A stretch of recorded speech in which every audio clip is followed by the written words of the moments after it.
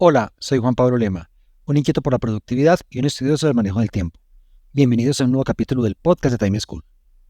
En esta temporada te traemos en cada episodio 3 recomendaciones de productividad, manejo del tiempo y equilibrio de vida que un reconocido líder aplica en su vida. Hoy nuestro invitado es Andrés Vázquez, CEO de Nequi.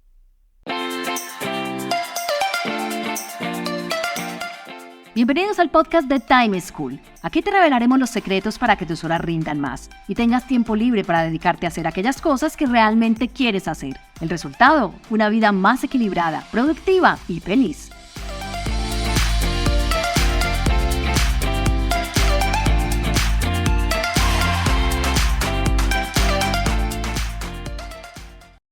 Antes de empezar, quiero pedirte que si no le has dado a seguir a este podcast en la plataforma en la que nos escuchas, por favor lo hagas.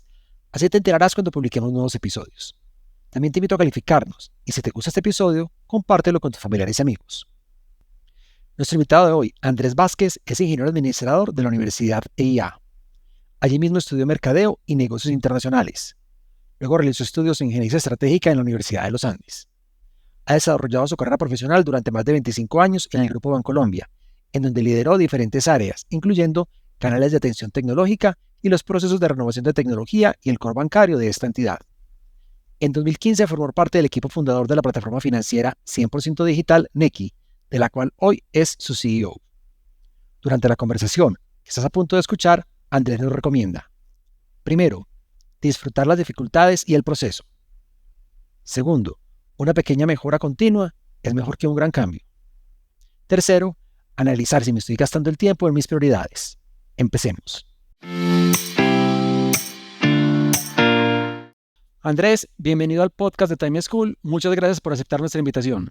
Hola Juan Pablo, muchas gracias. Qué bueno estar acá conversando de este tema. Claro que sí.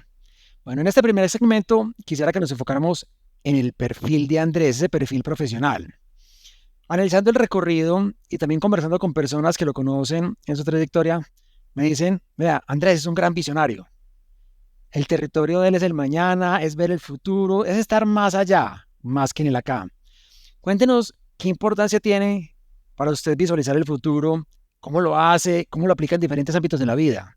Juan Pablo, yo creo que no es una cosa muy distinta a ser un apasionado por lo que hago, interesado. Yo creo que de ahí parte como lo que denominan como visionario, que me hace sentir pues bastante orgulloso, pero la verdad es que yo he sido un gomoso toda la vida de conectar como las posibilidades de la tecnología con el negocio en el que estamos. Y yo he trabajado pues en una organización del Grupo Bancolombia, ahora en Nequi, que es del Grupo Bancolombia, siempre en temas relacionados como con tecnología. Y la verdad que se me facilita, me encanta, lo entiendo y entiendo como el potencial de la tecnología y lo que pasa en las personas, en la sociedad con eso. Y eso me gusta mucho y trato de aplicar eso que veo al negocio que tenemos. Entonces yo creo que es eso y es el interés. Yo permanentemente estoy mirando temas o leyendo de esos temas. La verdad que no libros gigantes, pero sí muchos artículos, muchas cosas de ese estilo que me permiten como reflexionar sobre el tema. O sea, como ir viendo tendencias, hacia dónde va el mundo, dónde van las cosas y aterrizándolo en esto, cómo podría modificar lo que hoy estamos viviendo, las necesidades que estamos teniendo.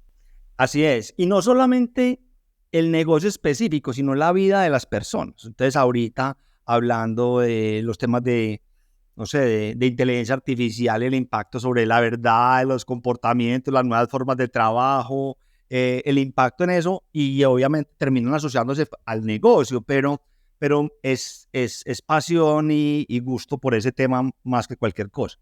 Y creo, Juan Pablo, que el tema, que lo estamos haciendo aquí en un podcast, me he vuelto un aficionado impresionante a oír podcast de estos temas. Entonces, creo que también eso le da a uno le amplía como el panorama. Pero me he mencionado la palabra pasión varias veces o sus sinónimos, pero hay otras palabras con las cuales a usted identifican que es perseverancia y persistencia. ¿Por qué usted considera que la perseverancia es un ingrediente clave para hacer que ese futuro, esos sueños, esas visiones de futuro que tiene se vuelvan tangibles? Sí, yo creo que me gusta mucho eso y creo que lo que hemos terminado construyendo en este caso con X ha sido eso, es la chispa, la visión, la innovación, la idea, pero el sudor para llevar esas ideas a la realidad eh, es puede que más importante que el mismo chispazo, ¿cierto? Porque el chispazo, la idea viene mucho de metodologías, escuchar a las personas y ese tipo de cosas, pero sobre todo la constancia y el no sé, como en la obsesión por sacarlo, por sacar adelante, por ver qué pasa, por llevarlo a la realidad, es más sudor que ideas. Entonces yo creo que esa combinación es chévere, y resiliencia también ante las dificultades. Casi todo es, a veces las cosas son difíciles, realmente las cosas no son tan fáciles de llevar a la realidad. Y esas dificultades uno las tiene que disfrutar. O sea, lo difícil es bacano, o sea, es bueno, se disfruta más y cuando se logra se disfruta mucho más si fue un camino más difícil. Entonces yo disfruto el proceso también. Entonces yo creo que ahí es donde está como el sudor y la persistencia. Bueno, ya nos ha mencionado de su interés por la tecnología, de estar mirando cómo va evolucionando todo esto. Primero, en Bancolombia, hoy puntualmente en Nequi, usted ha liderado todo el tema de transformación digital. Y en algún artículo que leía, que lo entrevistaban, decía que la transformación digital es como cambiar 4 motores de un avión al tiempo mientras está volando. ¿Cómo logra uno? Digamos que esta tecnología me parece muy chévere porque en la vida diaria usted tiene que desarrollar, mejorar y en el aspecto personal muchas cosas, pero usted no puede decir, un momentico, 6 meses que voy a parar a mejorar esta competencia para seguir trabajando, sino que hay que seguir. Entonces, ¿cómo hace uno para exitosamente cambiar, renovarse, pero al mismo tiempo seguir con el día a día? Juan Pablo, ese comentario tiene que ver con el ejercicio de la transformación digital que veníamos haciendo en el Grupo Bancolombia. Porque en el caso de Nequi tuvo menos complicaciones. Realmente construimos el avión en tierra y volamos. Cuando uno ya está digamos, como alcanzado por los cambios de la tecnología, eso se da con un impacto mucho mayor. Y yo creo que ese comentario tuvo bastantes, pues digamos, eso fue bastante difícil en ese proceso de transformación porque hicimos cambiar muchas cosas al mismo tiempo. Yo creo que eso lo hemos venido resolviendo con metodologías y formas de trabajo. Realmente uno tiene que cambiar los 4 motores al tiempo. Yo creo que uno tiene que ir cambiando motor por motor y andar con los 3 que tienen mientras tanto. Y eso nos ha llevado a modelos de trabajo y a formas de trabajo más inspiradas en modelos ágiles, en autonomía de equipos, en mínimos productos viables, en, en más testing con el usuario, comprobar que funciona y seguir haciendo. Entonces yo creo que ha tenido que ver con eso. Yo creo que los megaproyectos de transformación digital son cada vez más escasos y más frustrados y con más casos de poco éxito que las transformaciones más evolutivas con visión, con una buena arquitectura de la tecnología de lo que se está construyendo, con una buena visión y sabiendo para dónde va, pero con ganancias y con ganancias pues, más rápidas y probando más con el cliente. Yo creo que eso es un poco como las enseñanzas que deja eso. Cambiar los 4 motores al mismo tiempo y volando, pues no creo que sea el camino más adecuado. Por lo menos no es más fácil, Sí, sí, sí. con una probabilidad de éxito Más bajita, más bajita. más bajita. Digamos que aquí esto, si uno lo fuera a llevar igual a su mejora en lo personal, entonces en lugar de querer radicalmente mejorar el ejercicio, comer mejor, leer más, estudiar de qué, venga, coja una a una. Sí, no, total, debe ser así. Uno no puede pues volverse ciclista profesional y al mismo tiempo buen papá y al mismo tiempo pues difícil complementar todas esas cosas y trabajarlas, sobre todo cuando venís de ser un gordito perezoso. Pero sí, yo creo que uno tiene que enfocar algunos aspectos. Obviamente, en la vida personal uno sí puede tener una mayor integralidad y mirar algunos aspectos que va bajando y va cambiando la dieta de a poquitos. Probablemente no es mi caso, pero sí, creo que aplica también para la vida. En ese segundo segmento quisiera adentrarme más en Nequi. Ya hemos hablado de Nequi, hemos hablado de la transformación digital, pero a mí me dijeron, vea, la función principal de Andrés como CEO de Nequi es velar por la mejora continua, ¿sí? No es que es el gran presidente, que está, no. Él está pendiente de la mejora continua en todos los procesos y cómo todos nos volcamos a estar centrados dándole valor al usuario. Esto de la mejora continua, esto de estar dándole valor al usuario, tiene algo que ver con esto de aprendizaje, este crecimiento desde el punto de vista que hablamos ahorita de la transformación digital. Sí, yo creo que tiene que ver con eso. Yo creo que nosotros, hay dos cosas. Uno, partir desde el cliente y entender esos detalles y esas cosas que van afinando sí, la mejora de la experiencia, la mejora de la solución, ir progresando de la mano con los usuarios. Nequi arranca como una solución pues, bastante disruptiva desde la mirada de cómo transformó la relación con los bancos y demás, pero también desde una solución bastante básica, pues desde unas necesidades muy primarias, el enviarse plata entre personas a pueblos y lo que eran los giros nacionales, pagar los servicios públicos y ese tipo de cosas.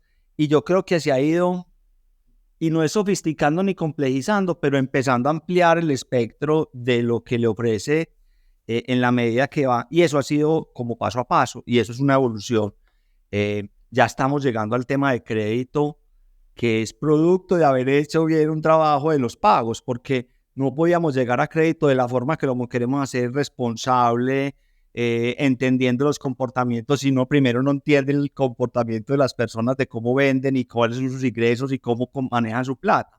Entonces yo creo que ha sido un proceso como bien, o sea, se miró desde el principio, se iba a llegar a crédito, el camino de la rentabilización de este tipo de negocios es esto, pero es el crédito sobre todo, pero no se puede llegar, digamos, derecho al crédito sin pasar primero por el manejo responsable de la plata y por entender el comportamiento transaccional y los pagos, por ejemplo, y el ahorro. O sea, de una u otra manera volvemos como a ese eje central de, vea, hágalo poco a poco. Sabemos que allá tenemos que llegar, ese es el norte, esa es la visión de futuro, pero si usted tira de una allá, puede que sea exitoso, pero va a ser mucho más retador y complejo.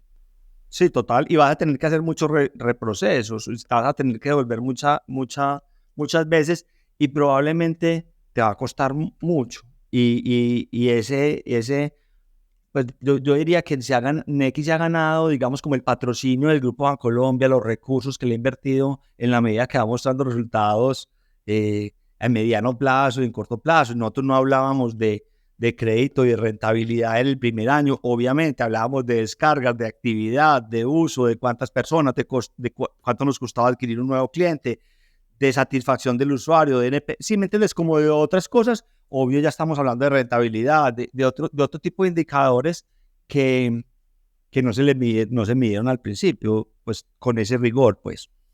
Pero ahorita nos hablaba de el mínimo producto viable, de metodologías ágiles. A ver, cuando uno es más o menos un proyecto pequeño, estamos enfocados en los pagos, como en un solo tipo de transacción, todo más focalizado, es distinto abordar hoy con el tamaño que tiene Nequi, con la cantidad de usuarios, vengamos a montarnos en créditos o en algo más grande. Sigue aplicando la misma estructura, la misma teoría de metodologías ágiles. ¿Qué cambios hay que adaptar en ese tema para poder que le funcione a una empresa o monstruo ya grande como es Nequi y no lo que era cuando empezó?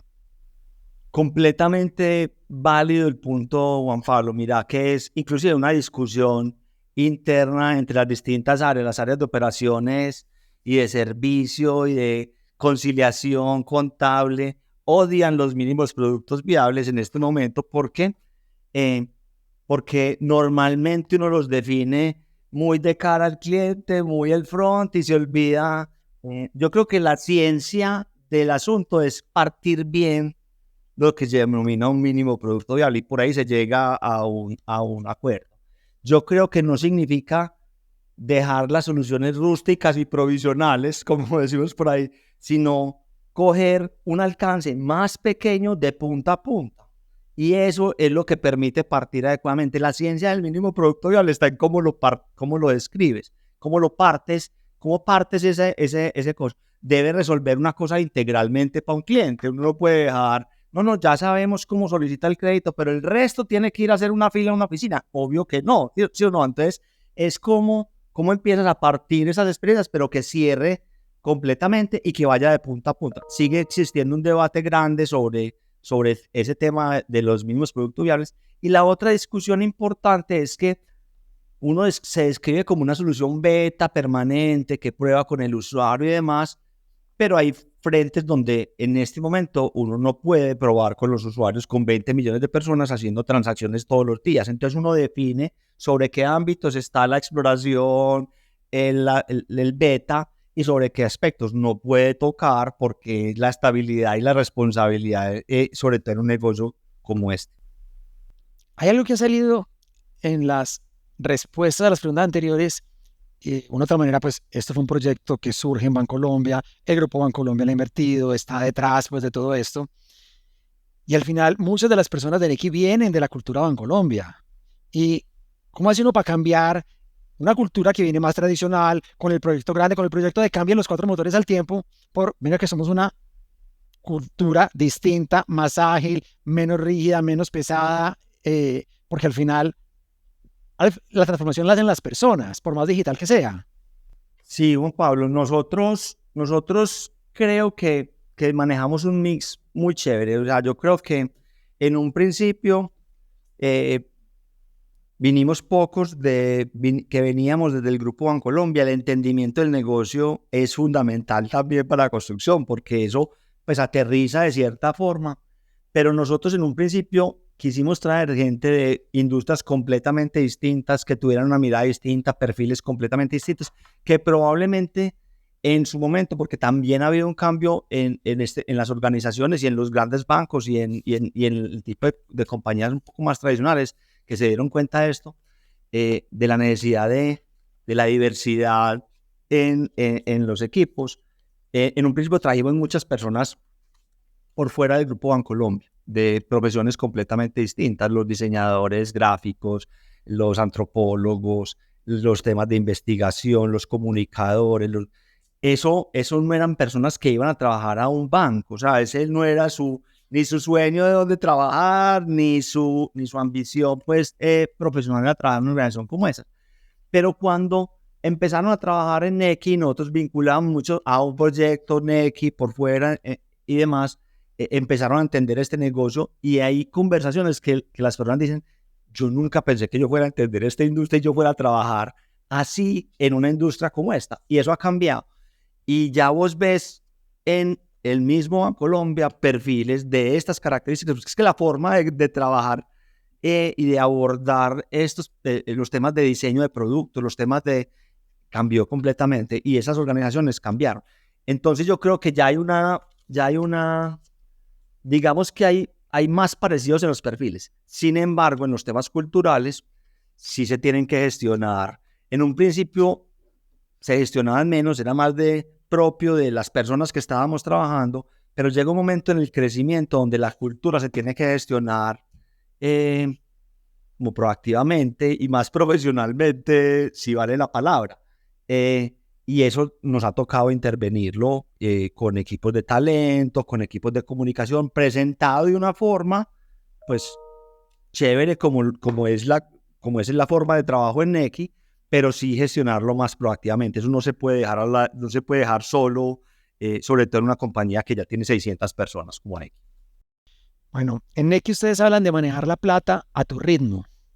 ¿Qué significa esto? Y esta premisa o esta afirmación, ¿cómo se lleva a otros ámbitos de la vida? Sí, yo creo que hay una cosa, y ese principio parte de lo siguiente. El estigma de los bancos frente a con quién se relacionaban, a quién le daban acceso, el concepto de que le prestan es el que tiene plata, el que no la necesita, en los conceptos de montos mínimos que había que mantener en las cuentas, discriminaba. Y entonces, un banco no es para mí porque yo no tengo la suficiente plata y yo no la muevo como la necesitan mover en un banco. Y yo creo que ese es el concepto que cambió un poco la relación de las personas con los bancos y con la plata. Y eso es Nequi a tu ritmo, porque es que uno no le tiene que mover al ritmo que se mueven otras personas, y sobre todo en el manejo de plata hay comportamientos de las personas que saben, son unos sabios para manejar la plata, y la verdad es que nos da falta de herramientas.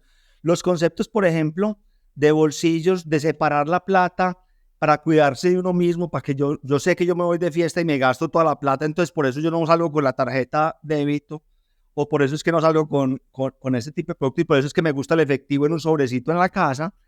Eran comportamientos de manejo de la plata a su ritmo. Lo que nosotros estamos poniendo es esas herramientas en un modelo digital, invitando a que las utilicen dentro del sistema financiero con mejores posibilidades, con posibilidades de llegar hasta el acceso al crédito y al ritmo de las personas. Nosotros no le estamos imponiendo el ritmo de cómo la manejan, y los montos mínimos. No hay montos mínimos. Las transacciones pequeñas cambiaron en Colombia con Nequi. Antes uno no se imaginaba pagar una cosa de menos de 10.000 pesos por un medio digital, y eso cambió porque lo pusimos al ritmo de las personas.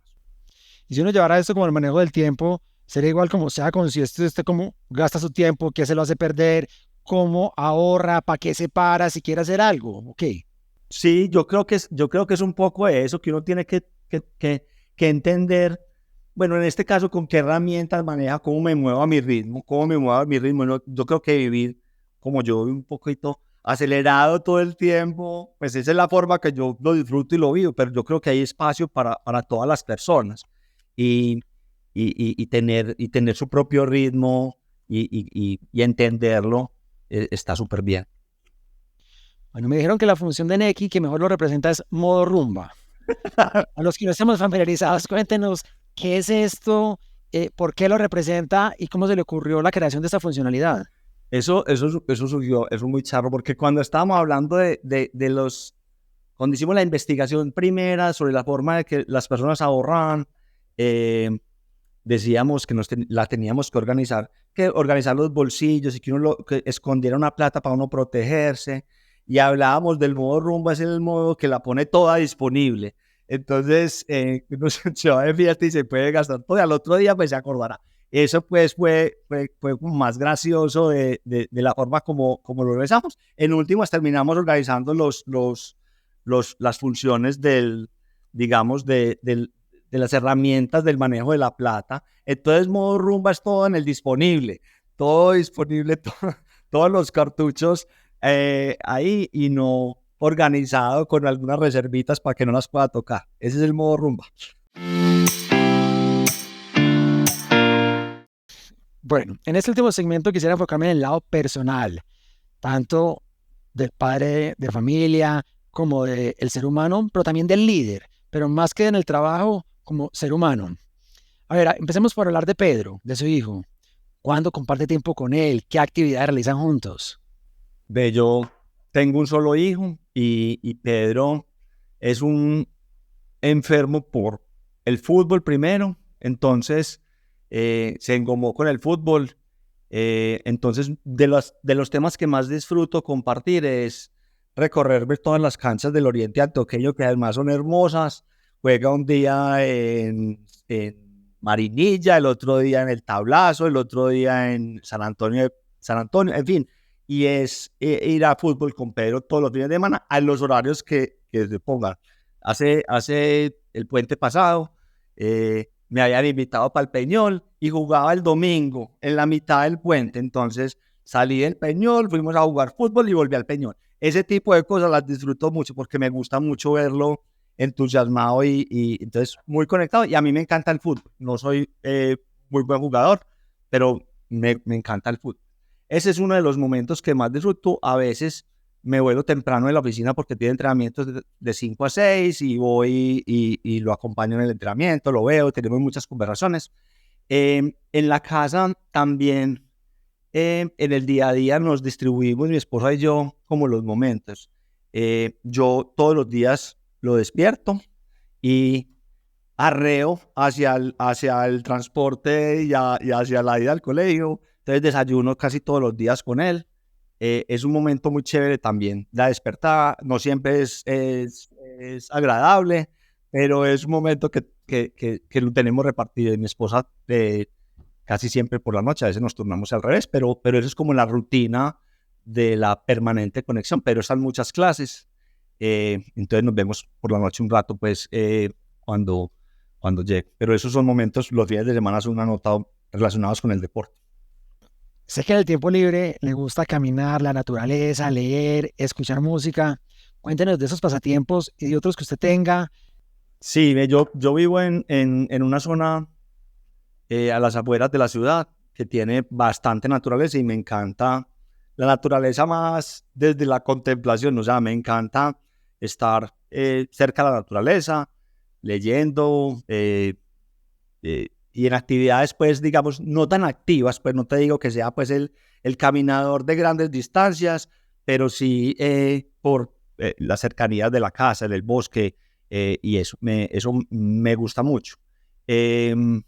Disfruto de eso, de música, soy bastante selectivo. Yo me quedé como en la música de cuando estaba pelado, no he progresado mucho ni avanzado.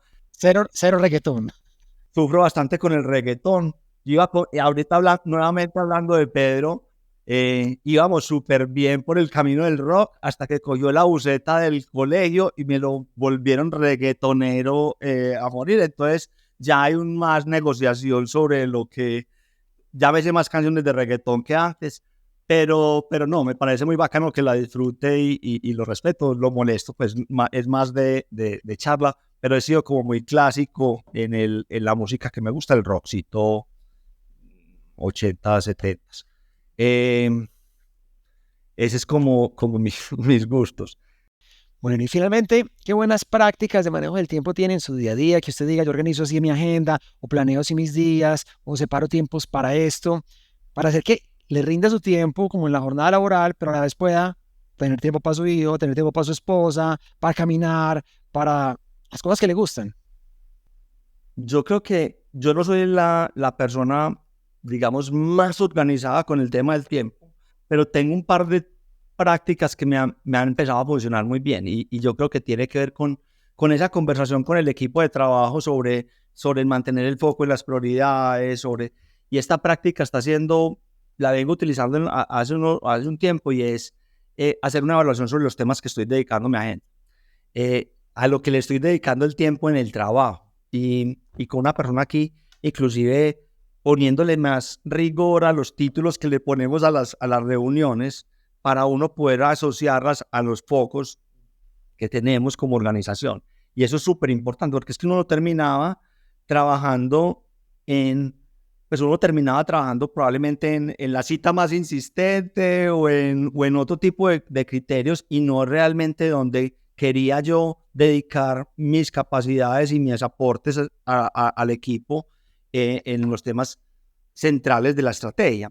Y eso me ha ayudado mucho. Yo creo que yo lo resumiría así. Uno, ponerle buenos textos y descripciones a los temas de las agendas, porque la agenda es una cosa imposible. Las reuniones en general son muchas, entonces esa es una. Dos, analizar el comportamiento sobre lo que estás dedicando el tiempo, a ver si es lo que es tus prioridades. Estableciste tus prioridades, si le estoy dedicando el tiempo necesario a mis prioridades y llenar el otro. Y lo otro es reservar espacios para pensar. Porque si uno no se reserva unos espacios para pensar en la estrategia, cómo voy a evaluar, pues cuando puede recurrir. Entonces también tengo una disciplina de separar unos espacios en que no acepto reuniones. Son dos tips de una persona no la más organizada con el tiempo, pero creo que me están sirviendo. Pero me gustó esa revisión de la gente, entonces es como una revisión retrospectiva, no sé, cada semana o cada mes y voltean y miran, a ver, pongámosle tiempos y porcentajes para estos focos que son los que tenemos. Sí, así es. Y entonces ya organizo que el tiempo para adelante tenga más énfasis en esos temas y trato de cuidar ese equilibrio en el tiempo.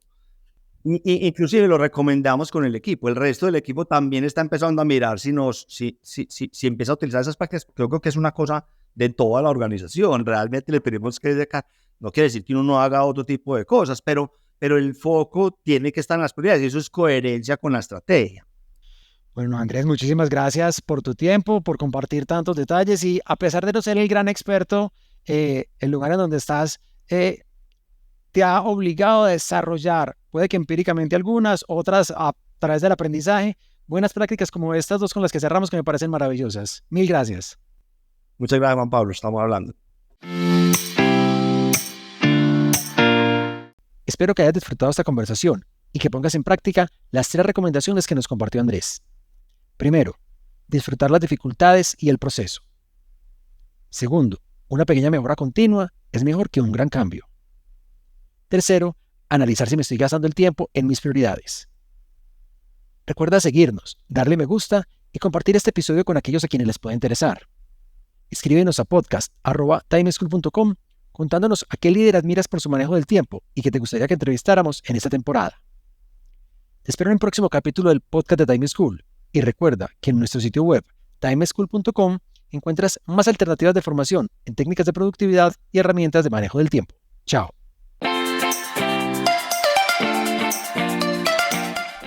Encontrémonos en un próximo capítulo con una nueva situación y más recomendaciones para que seas más productivo y feliz. Recuerda enviarnos los audios con tus preguntas, dudas e inquietudes al WhatsApp en Colombia 321-700-4810, por correo electrónico a podcast@timeschool.com.